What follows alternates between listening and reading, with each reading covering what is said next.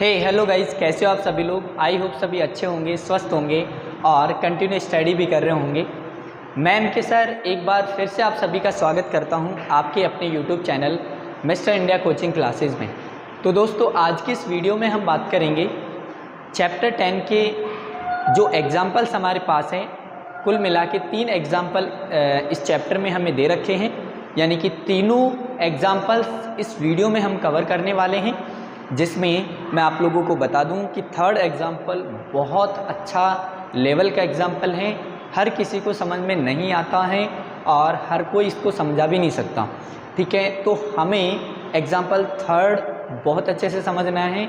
और example third अगर आपको भी समझ में नहीं आया है तो वीडियो में आपको लास्ट तक बने रहना है।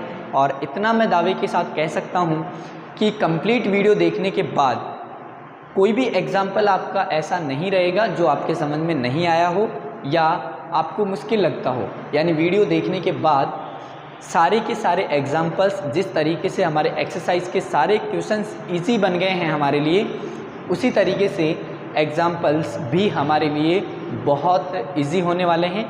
तो बस आपको इतना सा काम करना है कि वीडियो को लास्ट तक देखना है। आइए फिर बिना टाइम वेस्ट के स्टार्ट करते हैं।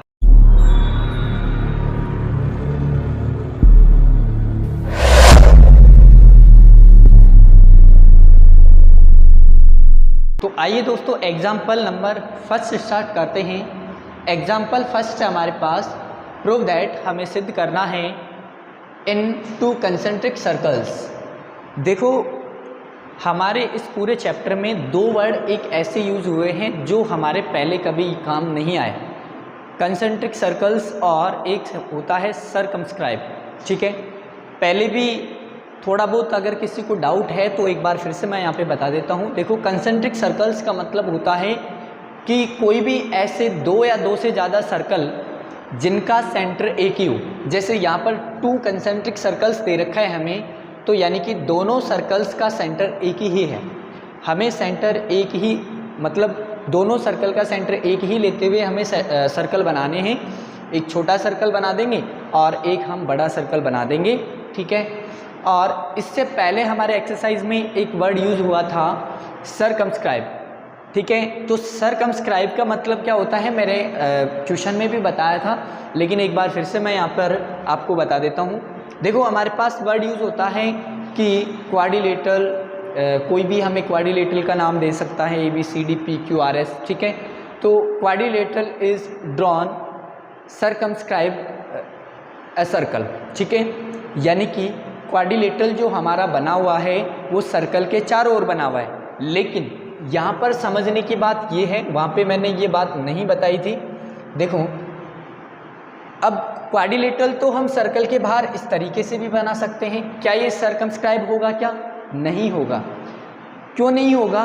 क्योंकि सर्कमस्क्राइब सर्कल वही क्वाड्रिलेटरल होगा जो क्वाड्रिलेटरल सर्कल को टच करेगा। यानी कि सर्कल की चारों साइड्स अगर सर्कल को टच कर रही है, इसका मतलब वो क्वाड्रिलेटरल क्या है? सर्कमस्क्राइब है। यानी कि सर्कल को अगर टच कर रहा है तो फिर वो सर्कमस्क्राइब सर्कल होगा, सर्कमस्क्राइब क्वाड्रिलेटरल होगा। इसी तरीके से हमारे एक ट्राइंगल भी आया था जिसमें लिखा था कि triangle is drawn circumscribe circle. ठीक है, तो इसका क्या मतलब हुआ कि सर्कल जो हम ट्राइंगल बना रहे हैं सर्कल के चारों तरफ, वो ट्राइंगल सर्कल को, यानी कि उस ट्राइंगल की तीनों साइड्स सर्कल को टच करनी चाहिए, तो ही वो हमारा जो ट्राइंगल होगा वो ट्राइंगल सर्कमस्क्राइब होगा। ठीक है, तो यहाँ पे अगर मैं इस तरीके से इसको बनाता हूँ तो फिर ये ट्राइंगल क्या होगा? सर्कमस्क्राइब होगा। ना तो सर्कल इससे बाहर जाना चाहिए, ना इसके अंदर रहना चाहिए। ठीक है, बस इसको टच करना चाहिए। ये हमारा सही है, ये हमारा गलत है। ठीक है, तो सर्कमस्क्राइब सर्कल क्या होते हैं? कोई भी हमें फिगर दे देता है और बोल देता है कि जो फिगर है हमारी क्वाड्रिलेटरल हो सकता है, ट्राइंगल हो सकता है, वो सर्कमस्क्राइब है। ठीक है, तो फिर उसका मतलब होता है कि जितने भी उस शेप के अंदर साइड्स हैं वो कंप्लीट साइड्स, यानी कि पूरी की पूरी साइड्स जो है वो उस सर्कल को टच करनी चाहिए। ठीक है, तो आई होप सभी को समझ में आ गया होगा। ये क्वाड्रिलेटरल जो हमारा है ये सर्कमस्क्राइब नहीं है।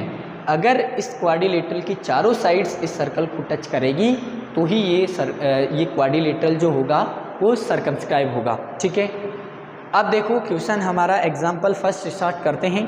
यहाँ पे हमें प्रूफ करना है जिसमें हमें दो कंसेंट्रिक सर्कल्स दे रखे हैं, यानी कि दो ऐसे सर्कल दे रखे हैं जिनके सेंटर एक ही हैं। ठीक है, आगे पढ़ते हैं। देखो क्वेश्चन को, आगे हमें कहता है कि the code of the larger circle, हमें लार्जर सर्कल के लिए कोड लेनी है। ठीक है, बड़ा सर्कल आपको जाहिर सी बात है दिख रहा है, बाहर वाला है।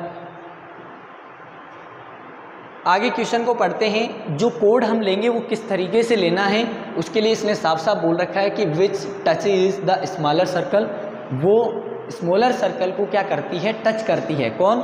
जो कोड हम लेंगे, किसकी कोड लेंगे, लार्जर सर्कल की हम लोग कोड लेंगे, वो कोड स्मॉलर सर्कल को क्या करेगी, टच करेगी। ठीक है, कोड क्या होती है आप लोग जानते हो कि अगर सर्कल की कोई भी दो पॉइंट को हम मिला दें वो कोड होती है। ठीक है, तो कोड हमें ऐसी लेनी है जो स्मॉलर सर्कल को टच करनी चाहिए। हमें क्या आगे देखो क्या दे रखा है, is bisect at the point of contact, कि जो ये कोड हम लेंगे, देखो कोड हम ड्रॉ करते हैं एक बार। ये सर्कल हमें बनाना है, ये हमें डायग्राम क्वेश्चन में नहीं दे रखा है, हमें बनाना है खुद को। ठीक है, तो टच करते हुए हम एक कोड बनाते हैं। लार्जर सर्कल के लिए एक कोड हम ड्रॉ कर रहे हैं जो स्मॉलर सर्कल को क्या कर रही है, टच करती हुई जानी चाहिए। ठीक है, ये कोड हमने ड्रॉ कर दी, इस कोड को हमने नाम दे दिया AB। ठीक है, AB हमने कोड बना दी है जो कि स्मॉलर सर्कल को क्या कर रही है, टच कर रही है। हमें सिद्ध करना है, देखो फाइंड आउट नहीं करना है, हमें सिद्ध करना है। और सिद्ध क्या करना है कि अगर हम कोई कोड बनाते हैं जो कि स्मॉलर सर्कल को टच करती है, लार्जर सर्कल के लिए हम कोई कोड बनाते हैं और जो कोड बना रहे हैं वो इस तरीके से होनी चाहिए कि वो स्मॉलर सर्कल को टच करती हुई जानी चाहिए। तो फिर क्या है, हमें प्रूफ करना है कि bisect at the point of contact, ये जो कोड है ये कोड पॉइंट ऑफ कांटेक्ट के द्वारा बाइसेक्ट होती है, यानी कि पॉइंट ऑफ कांटेक्ट यहाँ पर होगा इसका। भाई ये जो कोड है हमारे पास AB, ये स्मॉलर सर्कल के लिए किसका काम कर रही है, टेंजेंट का काम कर रही है। और जहाँ पर स्मॉलर सर्कल को ये कोड टच करेगी वो टच पॉइंट इस यहाँ पर इस कोड का क्या होगा, इस टेंजेंट का क्या होगा, पॉइंट ऑफ कांटेक्ट होगा। तो यहाँ पे पॉइंट ऑफ कांटेक्ट है, हम इसको नाम P दे देते हैं। ये सर्कल का सेंटर O है हमारे पास। अब हमें इसमें ये प्रूफ करना है कि ये जो P पॉइंट है ये AB को बाइसेक्ट करता है। बाइसेक्ट का मतलब क्या हुआ कि AB को दो इक्वल पार्ट्स में डिवाइड करता है, दो बराबर भागों में बांटता है। ठीक है, यहाँ पे हमें कुल मिला के जो प्रूफ करना है वो ये प्रूफ करना है कि AP इक्वल होगा किसके, BP के। ठीक है, कैसे प्रूफ करेंगे, स्टार्ट करते हैं। देखो सॉल्यूशन स्टार्ट करेंगे, जिसमें सबसे पहले हम लोग क्या लिखते हैं आपको पता है, गिवन लिखेंगे। गिवन में क्या दे रखा है, गिवन में देखो इसमें कुछ समझ में नहीं आ रहा है तो हम केवल ये लिख देंगे कि AB is a code, AB एक कोड है जिसका P क्या है, पॉइंट ऑफ कांटेक्ट है। ठीक है, तो यहाँ लिख देंगे कि AB is a code, AB is a code. AB हमारे पास एक कोड है ना, जिसमें P क्या है, point of contact, which is point of contact is P। ठीक है, या लिखो तो भी कोई दिक्कत नहीं है, नहीं भी लिखोगे तो भी कोई दिक्कत नहीं है। अगर हमने गिवन पॉइंट लिख दिया तो थोड़ा सा उसमें कुछ दिखा दो। ठीक है, अगर आपको क्लियरली कुछ समझ में नहीं आ रहा है तो थोड़ी बहुत कुछ लाइन लिख दो, जैसे कि मैंने यहाँ पे लिखा कि AB क्या है, एक टेंजेंट है हमारे पास, सॉरी कोड है, और कोड है तो टेंजेंट की तरह भी बिहेव करेगी। आगे और ज़्यादा डिटेल यहाँ पर लिखने की ज़रूरत नहीं है। उसके बाद में हमें प्रूफ क्या करना है वो हम लोग लिखेंगे। टू प्रूव में हम लोग लिखेंगे कि AB, देखो यहाँ पर हमें ये प्रूफ करना है कि P बाइसेक्ट करता है AB को, यानी कि हमें प्रूफ करना है AP इक्वल होगा किसके, बीपी के। अगर ये हमने प्रूफ कर दिया तो हम कह देंगे कि जो हमारी कोड है, कोड जो है वो बाइसेक्ट होती है किससे, पॉइंट ऑफ कॉन्टैक्ट से। ठीक है, तो AP इज इक्वल्स टू हमें प्रूफ करना है BP। अच्छा, इससे पहले हमें थोड़ा बहुत इसमें कुछ कंस्ट्रक्शन करनी पड़ेगी। कंस्ट्रक्शन में क्या करेंगे, देखो हमें कुछ भी नहीं करना, बस ज्वाइन करना है। किसको ज्वाइन करेंगे, O को हम A से ज्वाइन कर देंगे। ठीक है, उसके बाद में O को हम किससे ज्वाइन कर देंगे, B से। O को हम A से ज्वाइन करेंगे और O को ही हम B से ज्वाइन कर देंगे। इसी के साथ में हमें O को P से भी ज्वाइन करना है। ठीक है, बस ये हमें कंस्ट्रक्शन में करना है। तो join OA OB and OP। ठीक है, हमने ज्वाइन किया, हमने मिलाया OA OB और OP को। ठीक है, आगे देखो AB इज ए कॉर्ड, इसको हिंदी में हम लोग लिख देंगे कि AB एक जीवा है हमारे पास। ठीक है, AB एक जीवा है, और तो कुछ हिंदी में लिखने का है नहीं। इसको लिख देंगे कि मिलाया OA OB और OP को मिलाया है। ठीक है, अब स्टार्ट कहाँ से करें, देखो प्रूफ इसका बहुत ईजी है। हम लोग पहले यहाँ पे ये दिखा देंगे कि यहाँ पर जो ट्राइंगल है हमारे पास, यानी कि यहाँ पे राइट एंगल बन रहा है। राइट एंगल का मतलब 90 डिग्री का बन रहा है, और कैसे हम दिखाएंगे इसको आप लोग जानते होंगे और सीख भी गए होंगे, क्योंकि बहुत ज़्यादा क्वेश्चंस में, लगभग हर क्वेश्चन में हमारे ये काम आया है। देखो यहाँ पे हम देखें तो AB एक कोड है, AB एक टेंजेंट की तरह बिहेव कर रहा है, और OP क्या है हमारे पास, रेडियस। और हम लोग जानते हैं कि रेडियस जो होती है वो टेंजेंट पर क्या होती है, परपेंडिकुलर होती है। तो देखो यहाँ लिखेंगे कि since angle OPA is equals to angle OPB, दोनों कितने डिग्री के होंगे, 90 डिग्री के। और रीज़न हम लोग लिखेंगे, रीज़न वही जो लिखते आ रहे हैं कि radius at a point of contact, radius at a point of contact, radius at a point of contact is perpendicular to the tangent, is perpendicular to the tangent. Hindi में क्या लिखना है कि स्पर्श बिंदु पर त्रिज्या स्पर्श रेखा के लंबवत होती है।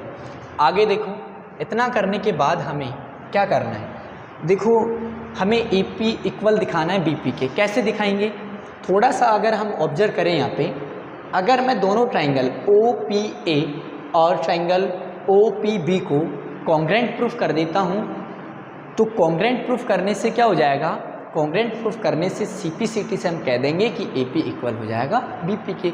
हमें कुछ एक्स्ट्रा दिमाग लगाना ही नहीं पड़ेगा। तो यहाँ पर हम लोग करेंगे in triangle OPA and triangle कौन सा लेंगे, OPB। ठीक है, दोनों ट्राइंगल हम लोग लेंगे और दोनों ट्राइंगल को हम कॉन्ग्रेंट प्रूफ करेंगे, OPB। ठीक है, दोनों में हम देखेंगे क्या क्या इक्वल है, क्या क्या हम दिखा सकते हैं। देखो दोनों ट्राइंगल में 90 डिग्री बन रहा है हमारे पास। ठीक है, तो दिखाओ इसको, angle OPA is equals to angle OPB, और रीजन क्या लिख देंगे, ईच 90 डिग्री। दोनों क्या है, समकोण हैं, दोनों 90 डिग्री के हैं, ऐसे भी हम लोग लिख सकते हैं।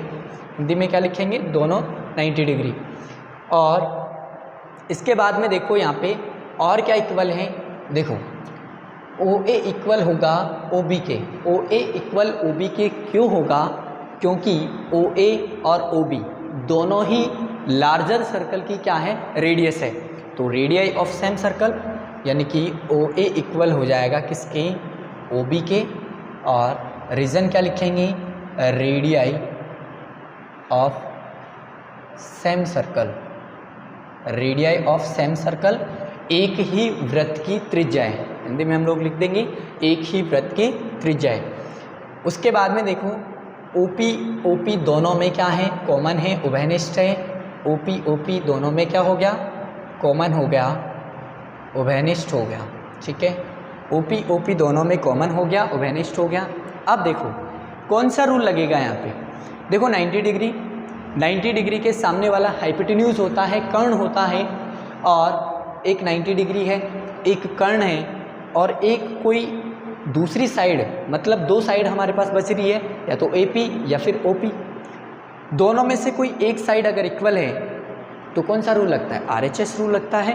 RHS रूल क्या कहता है कि 90 डिग्री होना चाहिए, 90 डिग्री के सामने वाला यानी कि हाइपोटेन्यूज कर्ण इक्वल होना चाहिए, और कोई एक साइड इक्वल होनी चाहिए दोनों ट्राइंगल में। तो फिर दोनों ट्राइंगल कौन से रूल से कॉन्ग्रेंट हो जाएंगे, triangle OPA is congruent to triangle OPB। Rule लग जाएगा यहाँ पे RHS, right angle hypotenuse side. RHS का मतलब राइट हैंड साइड नहीं है, RHS रूल होता है कॉन्ग्रेंसी का, आपको पता होगा। RHS, R का मतलब राइट एंगल, H का मतलब हाइपोटेन्यूज, और S का मतलब साइड। RHS रूल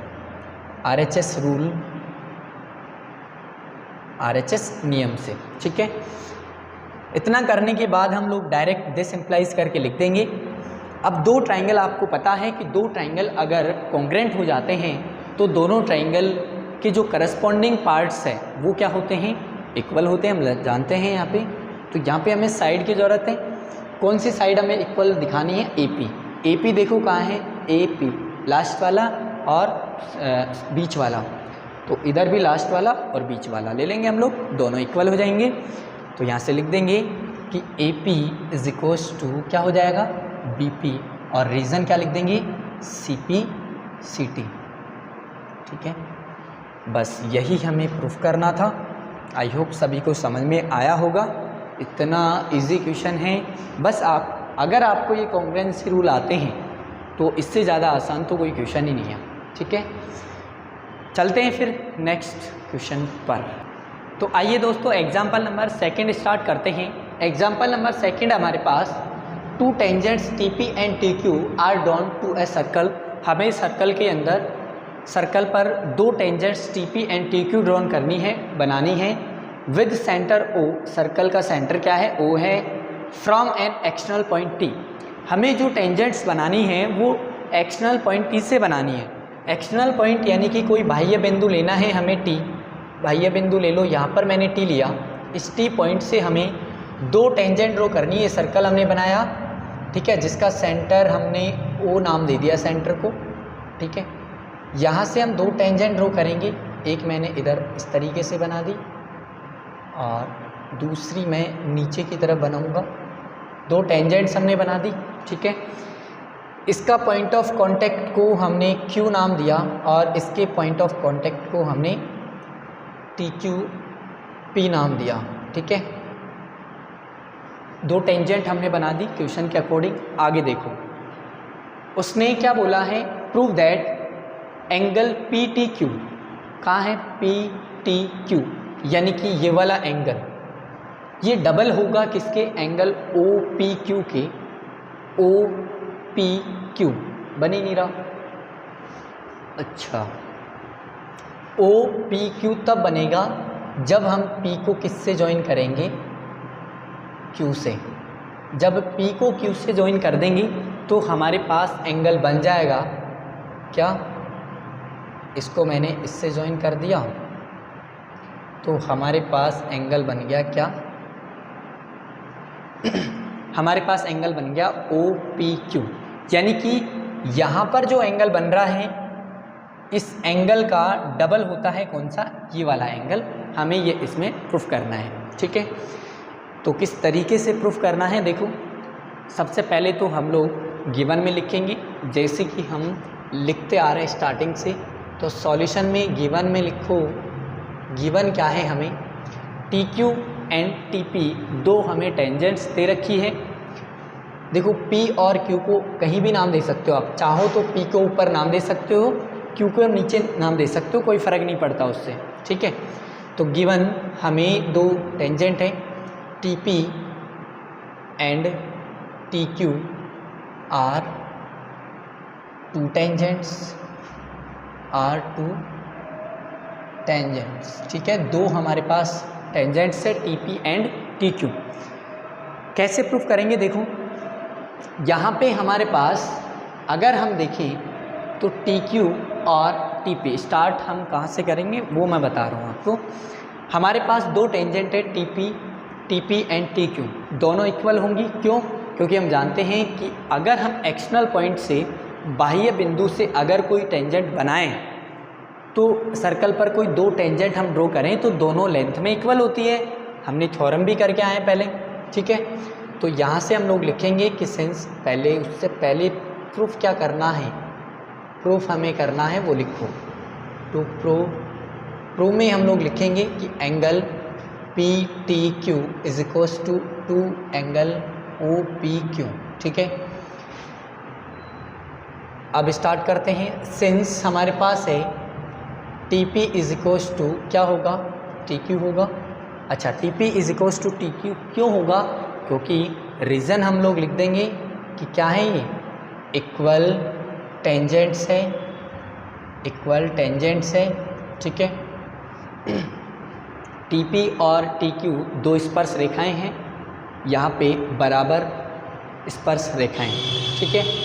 आगे देखो, दिस एम्प्लाइज, अगर हमारे पास कोई दो साइड इक्वल हैं तो दोनों साइड्स के जो अपोजिट एंगल होते हैं वो भी इक्वल होते हैं।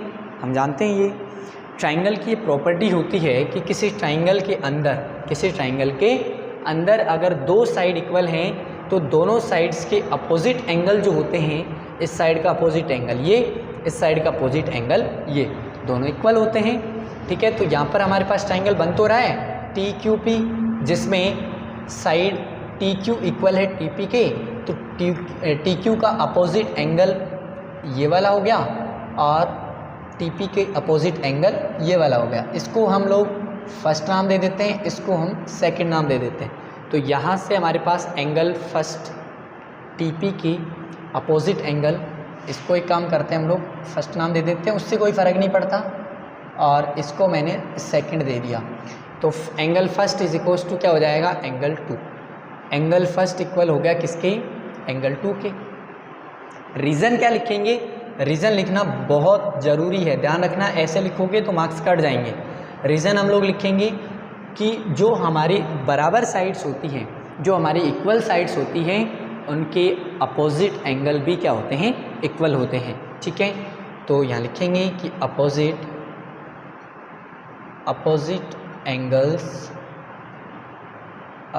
एंगल्स टू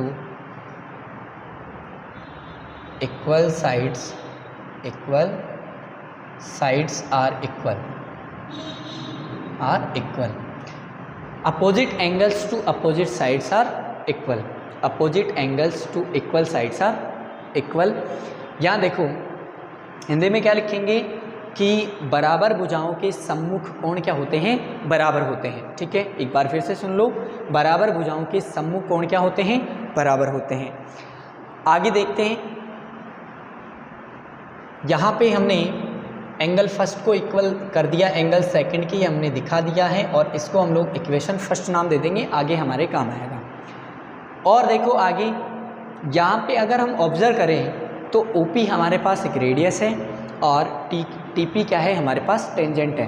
रेडियस टेंजेंट पर परपेंडिकुलर होती है, हम जानते हैं। तो यहाँ से हमारे पास angle OPT, this implies angle, since angle OPT कितना डिग्री हो गया, 90 डिग्री। रीज़न क्या लिखेंगे, वही जो लिखते आ रहे हैं कि radius at a point of contact,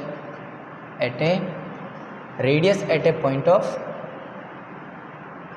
contact is perpendicular to tangent, to the tangent, ठीक है। अच्छा, हिंदी में हम लोग लिख देंगे कि स्पर्श बिंदु पर त्रिज्या स्पर्श रेखा के लंबवत होती है। यहाँ से हम देखो, यहाँ पर हमारे पास एंगल OPT कितना आया, 90 डिग्री आया, ठीक है। अब इसी को हम काम में लेते हुए आगे बढ़ेंगे। एंगल ओ पी टी को हम क्या लिख सकते हैं, एंगल ओ पी टी को दो पार्ट्स में हम डिवाइड कर सकते हैं। ओ पी टी को, ओ पी टी किससे मिलकर बना है, एक तो ये वाला एंगल और ये वाला एंगल, दोनों एंगल को हम ऐड कर दें तो एंगल ओ पी टी हमारे पास आता है। तो यानी कि एंगल ओ पी टी की जगह हम लोग लिख सकते हैं angle O P Q and angle 2, ठीक है। तो यहाँ पे हम लोग लिखेंगे ओ पी टी की जगह angle O P Q plus angle 2 is equals to 90 degree. यहाँ पे देखो ओ पी क्यू को हम कुछ लेट कर लेंगे ताकि हमारी कैलकुलेशन थोड़ी कम हो जाए, बार बार में हमें ये लिखना पड़ेगा, थोड़ा बड़ा हो जाएगा, इसलिए हम लोग इसको लेट कर लेते हैं थीटा, ठीक है। तो यहाँ से हमारे पास इसकी जगह हमने थीटा लिखा plus angle 2 is equals to 90 degree. क्यों लिखा हमने थीटा, क्योंकि हमने ये माना है, लेट किया है कि एंगल ओ पी क्यू जो है हमारे पास, उसको हमने क्या लेट किया है, थीटा हमने लेट कर लिया इसको। आगे देखो यहाँ से हमारे पास जो एंगल 2 आएगा वो कितना आएगा, 90 माइनस थीटा, थीटा उधर जाके माइनस हो गया। एंगल 2 अगर हमारे पास 90 माइनस थीटा आया है तो एंगल 1 भी कितना होगा, 90 माइनस थीटा होगा। तो एंगल 1 इसके यहीं पर लिख देंगे हम लोग। और रीज़न हम लोग कहाँ से लिखेंगे, सिंस हम जानते हैं कि एंगल फर्स्ट इक्वल है किसके, एंगल 2 के। एंगल फर्स्ट इक्वल है किसके, एंगल 2 के। अगर एंगल फर्स्ट इक्वल है 2 के तो जितना एंगल 2 होगा उतना एंगल फर्स्ट होगा, यानी एंगल 2 की जगह भी हम 90 माइनस थीटा यूज़ करेंगे और एंगल फर्स्ट की जगह भी हम क्या यूज़ करेंगे, 90 माइनस थीटा, ठीक है। यहाँ से हम लोग इसको इक्वेशन 2 लेट कर लेंगे, इक्वेशन 2 नाम दिया इसको। आगे देखो अब क्या करना है, अब कुछ भी नहीं करना। जो हमारे पास ट्राइंगल है टी पी क्यू, इस ट्राइंगल में angle sum property of triangle लगा देंगे, त्रिभुज कोण योग गुणधर्म लगाएंगे। त्रिभुज के तीनों कोणों का योग कितना होता है, 180 डिग्री होता है, हम जानते हैं। तो मैं इसको इधर कर देता हूँ, देखो नाउ देखो यहाँ पे angle P T Q plus angle, इसमें angle sum property of triangle लगा रहे हैं हम लोग, angle P T Q plus angle first ही आ रहा है इसमें, और plus angle 2 is equals to कितना होगा, 180। रीज़न क्या लिखेंगे, angle sum property of triangle, angle sum property of triangle short में लिख सकते हैं हम, कोई दिक्कत नहीं है। हिंदी में हम इसको लिखेंगे त्रिभुज के कोण योग गुणधर्म से, त्रिभुज के कोण योग गुणधर्म से। ये प्रॉपर्टी होती है ट्राइंगल की, याद रखनी है हमें। Angle P T Q as it is रखेंगे प्लस एंगल फर्स्ट की जगह कितना रखेंगे, 90 माइनस थीटा, प्लस एंगल 2 की जगह भी कितना रखना है, 90 minus theta is equals to 180। This implies कहाँ से यूज लिया हमने, फ्रॉम इक्वेशन 2, सेकेंड इक्वेशन काम में लिया हमने, ठीक है। यहाँ पर फर्स्ट और 2 की वैल्यू कहाँ से रखी हमने, इक्वेशन सेकंड से रखी है, समीकरण 2 से रखी है। आगे देखो angle P T Q is equals to plus 90 और 90 कितना हो गया, 180 माइनस थीटा, और माइनस थीटा कितना हो गया, minus 2 theta is equals to 180। 180 से 180 कट गया। यहाँ पर angle P T Q is equals to 2 theta, उधर जाएगा तो प्लस का हो जाएगा 2 थीटा। यहाँ से this implies angle P T Q और थीटा की वैल्यू हम लोग लिख देंगे। थीटा किसको लेट किया था हमने, ये देखो हमने थीटा लेट किया है एंगल ओ पी क्यू को, तो थीटा की जगह हम लोग लिख देंगे एंगल ओ पी क्यू। ध्यान से देखो, यही हमें प्रूफ करना था क्या, angle P T Q, angle P T Q is equals to twice of angle O P Q, twice of angle O P Q, ठीक है। तो क्वेश्चन बहुत इजी था, बस थोड़ा सा इसमें समझने की कोशिश करो, बहुत इजी क्वेश्चन है, ठीक है। तो इसको नोट कर लो। अब हम इस चैप्टर का last and final example start करते हैं। तो आइए दोस्तों एग्जाम्पल नंबर 3 स्टार्ट करते हैं।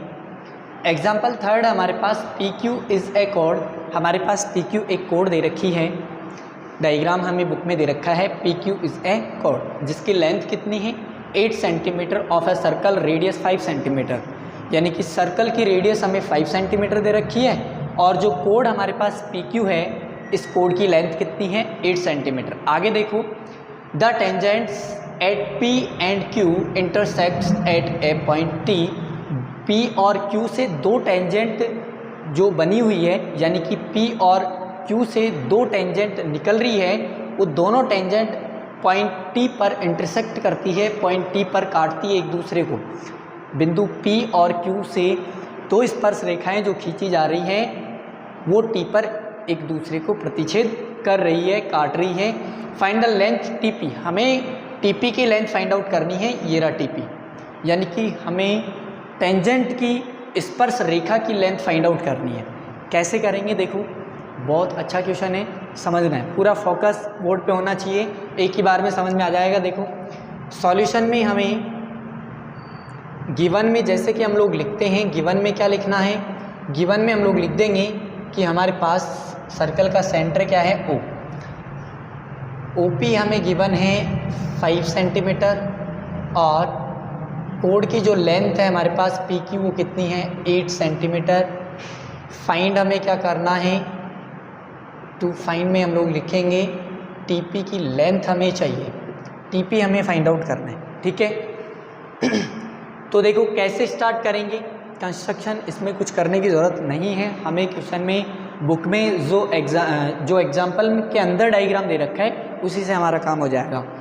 तो देखो यहाँ पे हमें टीपी और टीक्यू इक्वल होंगे।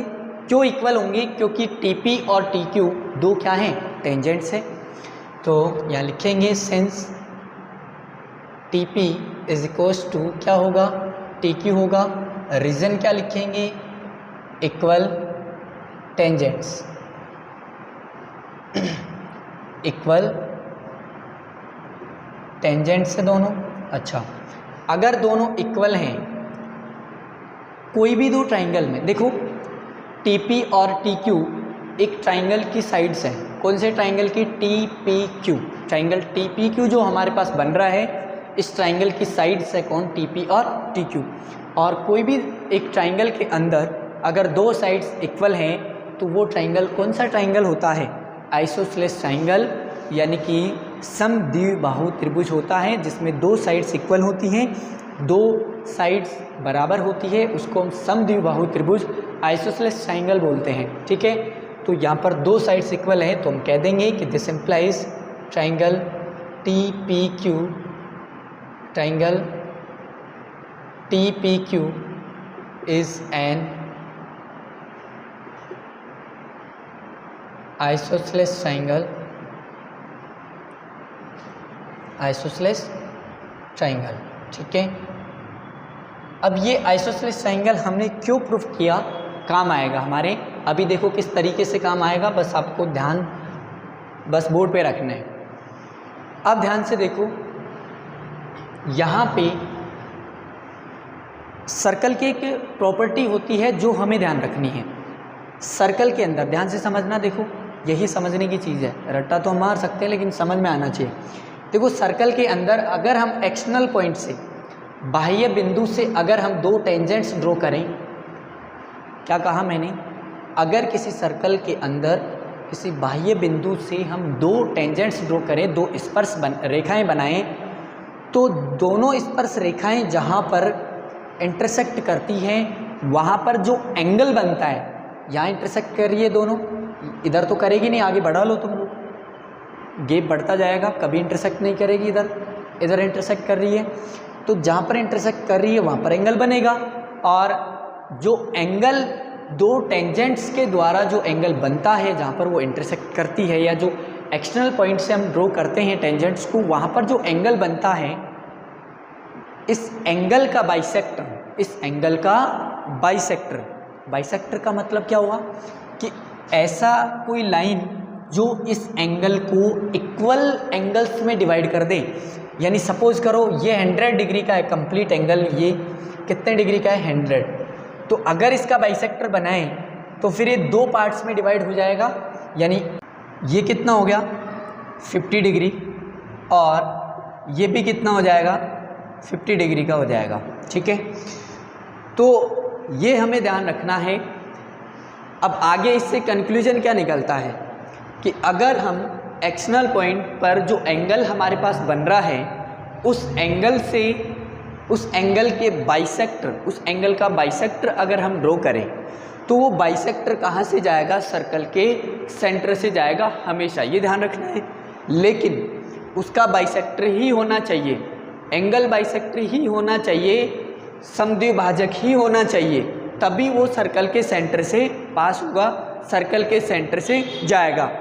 तो यानी कि अगर हम लोग इस एंगल के एंगल बाइसेक्टर को आगे की ओर एक्सटेंड करें तो ये कहाँ से जाएगा, सर्कल के सेंटर से जाएगा। ठीक है, इतनी बात क्लियर है। आगे देखो इससे और क्या कंक्लूजन निकल के आता है। यहाँ पे हमारे पास जब हम लोग इन पॉइंट ऑफ कांटेक्ट को ज्वाइन करते हैं तो हमारे पास ये क्या है, कोड है, ये कोड है ना, PQ कोड है, और PQ हमारे पास कोड है। तो ये जो एंगल बाइसेक्टर है, ये एंगल बाइसेक्टर इस कोड को भी काट रहा है, इस कोड को भी इंटरसेक्ट कर रहा है। तो अब यहाँ से क्या हम निष्कर्ष निकालेंगे, देखो हमारे पास जो ये ट्राइंगल बन रहा है ये कैसा ट्राइंगल है, ये आइसोसेलेस ट्राइंगल है। ठीक है, समद्विबाहु त्रिभुज है, और आइसोसेलेस ट्राइंगल समद्विबाहु त्रिभुज में ये प्रॉपर्टी होती है कि अगर जैसे इस ट्राइंगल का नाम हम लोग कुछ दे देते हैं, ABC नाम दिया मैंने। ठीक है, यहाँ पर इक्वल साइड्स का काम ये दोनों कर रही है, AB इक्वल है किसके, AC के। तो जो इक्वल साइड्स होती हैं उनका जो वर्टेक्स होता है, इक्वल साइड्स कहाँ पर इंटरसेक्ट कर रही है, पॉइंट A पर। तो A पर जो एंगल बन रहा है हमारा, इस एंगल का अगर हम बाइसेक्टर ड्रॉ करें, इस एंगल का क्या ड्रॉ करें, बाइसेक्टर ड्रॉ करें, तो फिर वो उसके अपोजिट साइड, उसके सामने वाली साइड को भी बाइसेक्ट करता है, इस साइड को भी क्या करेगा, ये बाइसेक्ट करेगा। ये एंगल बाइसेक्टर जो हम ड्रॉ कर रहे हैं, ये एंगल बाइसेक्टर आइसोसेलेस ट्राइंगल में उसके अपोजिट साइड को भी क्या करता है, बाइसेक्ट करता है, और परपेंडिकुलर बाइसेक्ट करता है। ध्यान रखना यहाँ पे 90 डिग्री का एंगल बनाते हुए बाइसेक्ट करेगा ये। इससे हमारे पास ये कंक्लूजन निकल के आता है कि यहाँ पे BD इक्वल होगा किसके, DC के, और यहाँ पे जो एंगल बनेगा ये 90 डिग्री होगा, और इधर वाला एंगल भी कितना होगा, 90 डिग्री होगा। बस ये प्रॉपर्टी अगर आपको पता है तो फिर ये क्वेश्चन बहुत ईजी हो जाएगा। यहाँ देखो हमारे पास TO एक क्या है, एंगल बाइसेक्टर किसका, एंगल, यहाँ पर जो एंगल बन रहा है हमारे पास PTQ, तो ये एंगल बाइसेक्टर सेंटर से जाएगा, जा रहा है। ठीक है, और यहाँ पर जो हमारे पास ट्राइंगल बन रहा है PTQ, ये ट्राइंगल की जो कोड एक साइड है कौन सी, PQ, इस PQ को भी इंटरसेक्ट कर रहा है ये एंगल बाइसेक्टर। इसका मतलब ये वाला PR इक्वल होगा किसके, RQ के या फिर QR के, और यहाँ पर 90 डिग्री का एंगल बनाते हुए आएगा, तो इसका मतलब ये एंगल भी कितना होगा, 90 डिग्री का होगा, और ये एंगल भी कितना हो जाएगा, 90 डिग्री का हो जाएगा। हमें जो चाहिए उस पर हम बात करेंगे। अब देखो इसको लिखना कैसे है वो इम्पोर्टेंट है, तो लिखते हैं, देखो ध्यान से।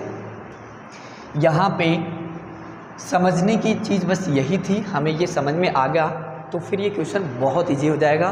देखो हम यहाँ पर किस तरीके से लिखेंगे, वी नो दैट, हमें पता है ये, है ना, क्वेश्चन में दे नहीं रखा, हमें पता है, हमारे तरफ से ये चीज़ लिखनी है, तो हम लिखेंगे we know that, we know that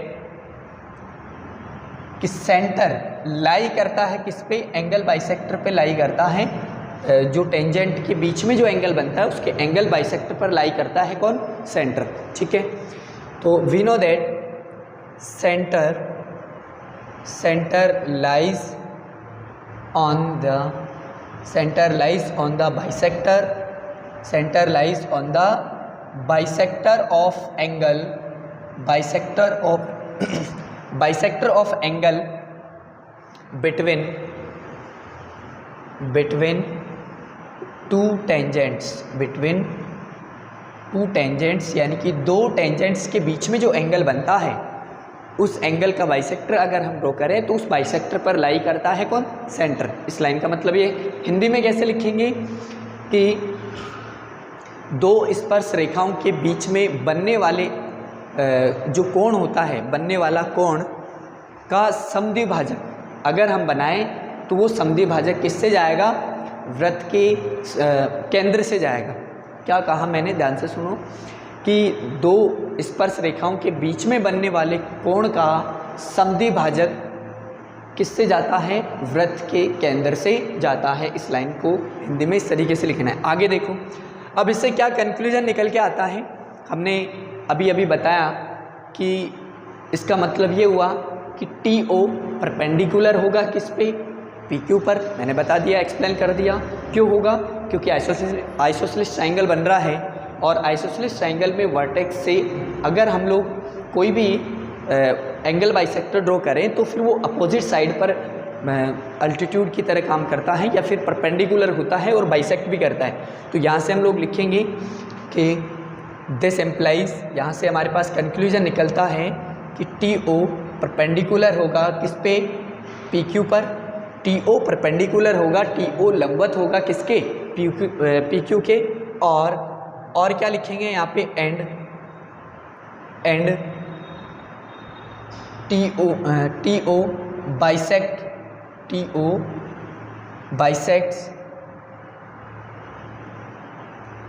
bisects किसको बाइसेक्ट कर रहा है? PQ को।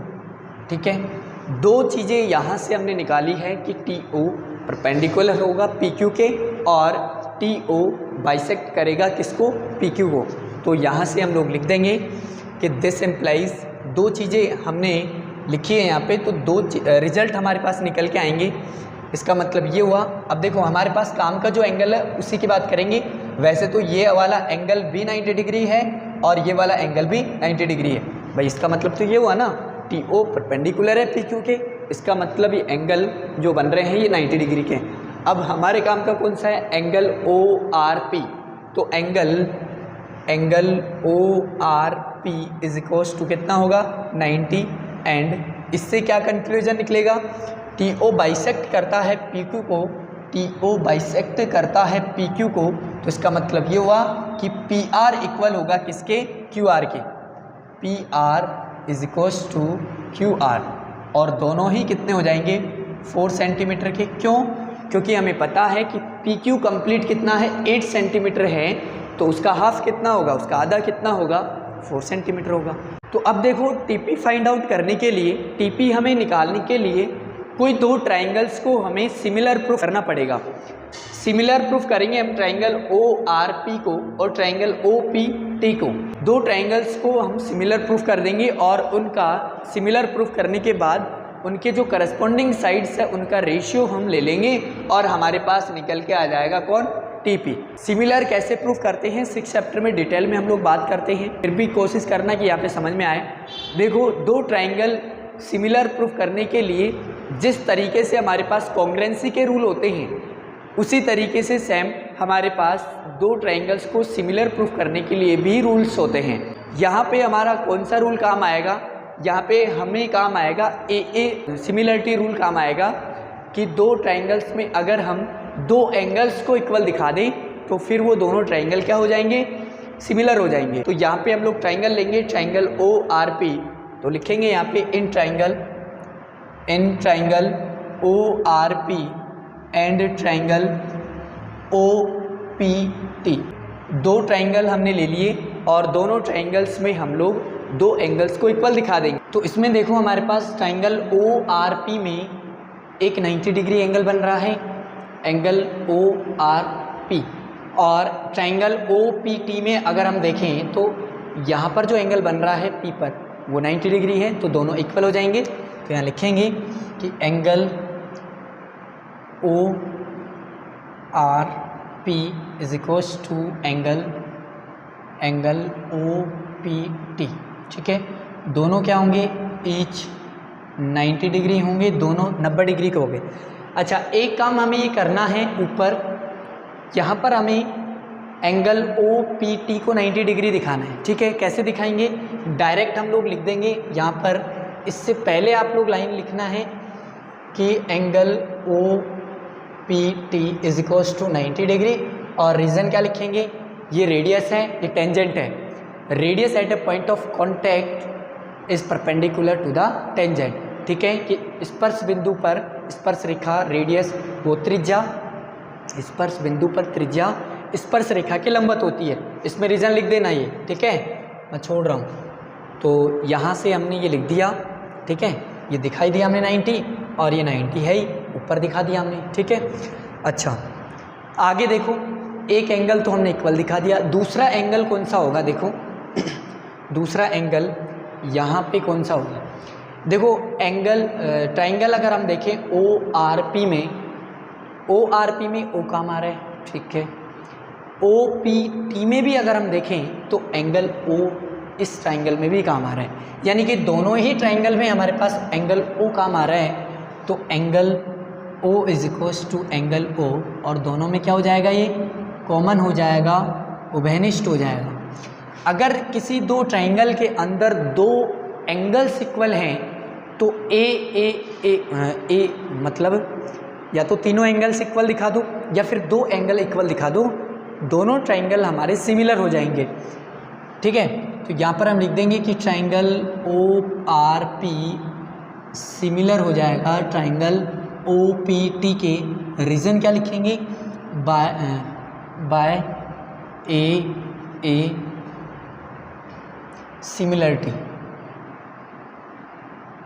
सिमिलरिटी, ठीक है, रूल। ए समरूपता नियम से हम कह देंगे कि ये दोनों ट्राइंगल क्या हो गए, सिमिलर हो गए। अब दो ट्राइंगल हमारे पास सिमिलर होते हैं तो फिर जिस तरीके से, देखो अब यहाँ पर समझना, वैसे 6 चैप्टर में जब आपने सिमिलरिटी पढ़ी होगी तो वहाँ पर आपने सीखा होगा, एक बार मैं फिर से आपको बता देता हूँ कि जिस तरीके से हमारे पास दो ट्राइंगल कॉन्ग्रेंट हो जाते हैं, दो ट्राइंगल सर्वांगसम हो जाते हैं, तो CP/CT से उनके करस्पॉन्डिंग पार्ट्स इक्वल होते हैं। करस्पॉन्डिंग पार्ट्स में वहाँ पर एंगल्स, करस्पॉन्डिंग एंगल्स भी इक्वल होते हैं और करस्पॉन्डिंग साइड्स भी इक्वल होती है। ध्यान रखना, ये किसकी बात कर रहे हैं हम लोग, कॉन्ग्रेंट ट्राइंगल की। अगर दो ट्राइंगल सिमिलर है तो फिर वहाँ पे क्या होगा, अगर कोई दो ट्राइंगल सिमिलर हैं तो फिर वहाँ पे करस्पॉन्डिंग एंगल्स इक्वल होते हैं। करस्पॉन्डिंग एंगल्स का क्या मतलब हुआ, यहाँ पर दो ट्राइंगल सिमिलर है, यानी एंगल O के इक्वल होगा, एंगल R एंगल P के इक्वल होगा, एंगल P एंगल T के इक्वल होगा, ठीक है। अच्छा, ये कॉन्ग्रेंसी में भी सेम होता है और सिमिलरिटी में भी सेम होता है। करस्पॉन्डिंग एंगल्स इक्वल होते हैं दोनों ही जगह, ठीक है, लेकिन साइड्स का थोड़ा सा डिफरेंस है यहाँ पे। कॉन्ग्रेंसी में तो डायरेक्ट ट्राइंगल की साइड्स इक्वल हो जाती है, जैसे कि कोई दो ट्राइंगल है हमारे पास ABC और PQR, अगर ये दोनों ट्राइंगल्स कॉन्ग्रेंट हैं तो हम कह सकते हैं कि AB इक्वल हो जाएगा डायरेक्ट PQ के, BC इक्वल हो जाएगा QR के। करस्पॉन्डिंग साइड्स इक्वल हो जाती हैं कॉन्ग्रेंट में, लेकिन सिमिलरिटी में ऐसा नहीं है। सिमिलरिटी में क्या होता है, करस्पॉन्डिंग साइड्स का रेशियो इक्वल होता है। करस्पॉन्डिंग साइड्स का संगत भुजाओं का अनुपात बराबर होता है, यानी कि AB अपॉन क्या होगा, PQ इक्वल होगा BC अपॉन QR के, अगर ये दोनों ट्राइंगल सिमिलर है तो, ठीक है। बस यहाँ पर ये ध्यान रखना है। तो हमें एंगल से तो कोई मतलब नहीं है, हमें साइड से मतलब है। क्यों, क्योंकि हमें साइड फाइंड आउट करनी है, TP हमें फाइंड आउट करनी है, और TP ट्राइंगल OPT की एक साइड है। तो यहाँ पर हम लिख देंगे कि दिस इम्प्लाइज, करस्पॉन्डिंग साइड्स का रेशियो लेंगे हम लोग, OR की करस्पॉन्डिंग कौन होगा, OP, तो OR अपॉन क्या लेंगे, OP इज इक्वल्स टू, यहाँ पर RP इज इक्वल्स टू क्या लेंगे, PT is equals to PO, या फिर OP इज इक्वल्स टू क्या लेंगे हम लोग, OT, ठीक है। इतना करने के बाद आगे क्या करना है, देखो ध्यान से समझते हैं। इसको मैं मिटा देता हूँ, इधर करते हैं बाकी का क्वेश्चन। देखो यहाँ पर थोड़ा सा हमें समझना है। देखो हमें क्या चाहिए, हमें टीपी चाहिए। टीपी हमें फाइंड आउट करना है। टीपी किस में है, देखो टीपी ये रहा, पीटी या बोल दो या टीपी बोल दो, बात एक ही है। तो मतलब इसको तो हमें लेना ही लेना है, इस वाले रेशियो को तो हमें लेना ही लेना है, क्योंकि पीटी या टीपी इसी में है। अच्छा ठीक है जी, अब हमारे पास दो चॉइस है, इसमें और इसमें से कौन सा लें, दो चॉइस है, कौन सा लें। तो हम दोनों में से वो वाला लेंगे, ध्यान से सुनना, जिसमें हमें कोई एक साइड पता हो और दूसरी साइड अगर हमें पता नहीं हो तो हम उसको निकाल सकें, समझना। जैसे अगर हम लोग इसको लें ओपी, देखो ओपी हमारे पास है क्या, बिल्कुल है। अगर इसको ले रहे हैं इसके इक्वल तो ओपी हमारे पास है, ठीक है। ओटी हमारे पास है क्या, ओटी हमारे पास नहीं है और हम इसको निकाल भी नहीं सकते। क्यों, क्योंकि ओटी हमारे ट्रायंगल ओपीटी में आता है। ओपीटी में हमें एक ही साइड पता है और एक ही साइड अगर पता है तो दो साइड हम नहीं निकाल सकते, दो साइड अगर हमें पता है तो तीसरी साइड हम निकाल सकते हैं। तो ये तो हो गया कैंसिल। इसको देखो, ओपी हमें पता है 5 सेंटीमीटर है, ठीक है। ओआर हमें पता है क्या, ओआर हमें नहीं पता। लेकिन एक चीज़ देखो, ओआर किस में आ रहा है, ओआर हमारा आ रहा है ट्रायंगल ओआरपी में, और ओआरपी में हमें दो साइड पता है। देखो ये तो हमें 5 सेंटीमीटर है और पी आर अभी अभी हम निकाल के आए हैं, कितना है 4 सेंटीमीटर, ऊपर निकाल के तो आए हैं, ये रहा 4 सेंटीमीटर, ठीक है। तो इस ट्रायंगल में 4, 5 दो साइड हमें पता है, पीजीटी हम लगा देंगे, पाइथागोरस प्रमेय लगा देंगे और ओ आर हमारे पास आ जाएगा। पाइथागोरस प्रमेय आप लोगों को लगानी है साइड में। जब हम ओ आर को फाइंड आउट करेंगे पीजीटी से, क्या होता है, हाइपोटेन्यूज का square is equals to base का स्क्वायर प्लस परपेंडिकुलर का स्क्वायर, अरे कर्ण का स्क्वायर बराबर आधार का स्क्वायर प्लस लंब का स्क्वायर। जब लगाएंगे इसमें तो कर्ण कितना है 90 डिग्री के सामने वाला 5, ठीक है। ये इसको हम लंब मान लेंगे, ये आधार हो जाएगा, निकल के आ जाएगा हमारे पास 3 सेंटीमीटर। मैं नहीं निकाल रहा, रफ काम है, रफ में कर लो, ठीक है, कोई दिक्कत नहीं है। मैं डायरेक्ट लिखूंगा ओ आर कितना है हमारे पास 3 सेंटीमीटर। तो देखो यहाँ पे दिस एम्प्लाइज हम इन दोनों को इक्वल ले रहे हैं, यानी कि O R equal upon O P is equals to R P upon P T. हमने ये क्यों लिया, क्योंकि तीनों रेशियो इक्वल हैं, हमारी मर्जी है, हम दो को लेकर सोल्व कर सकते हैं, कोई दिक्कत नहीं है, ठीक है।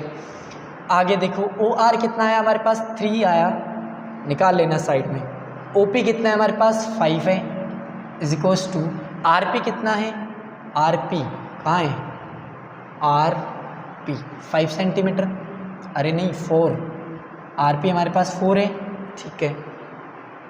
पी टी कितना है, पी टी हमारे पास नहीं है, यही तो फाइंड आउट करना है, पी टी हमें फाइंड आउट करना है, ठीक है जी। क्रॉस मल्टीप्लाई करो, पी टी को 3 से मल्टीप्लाई करेंगे तो 3 पी टी हो गया और 5 को 4 से करेंगे तो 20 हो गया। यहाँ से P T is equals to 3 नीचे चला जाएगा तो 20 डिवाइड बाई 3 सेंटीमीटर। ये हमारे पास क्या मिल गया, हमें पी टी मिल गया और यही हमारा आंसर था, ठीक है। ओ आर निकाल लेना इधर, since hypotenuse is base square plus perpendicular square. Hypotenuse कितना है 5, बेस हमारे पास ओ आर, परपेंडिकुलर 4 का स्क्वायर 25 ओ आर का स्क्वायर प्लस 16, ये इधर आएगा।